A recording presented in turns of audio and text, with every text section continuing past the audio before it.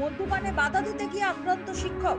বেলগড়িয়ায় চাঞ্চল্য। শনিবার সকালে প্রকাশ্যে মদ্যপানের প্রতিবাদ করায় নন্দননগরের অঙ্কন শিক্ষক নিরুপম পালকে রাস্তায় ফেলে মারধর করে একদল যুবক। প্রাণনাশের হুমকিও দেওয়া হয় বলে অভিযোগ। ঘটনায় আতঙ্কে শিক্ষক ও তার পরিবার। তদন্তে নেমেছে বেলগড়িয়া থানার পুলিশ।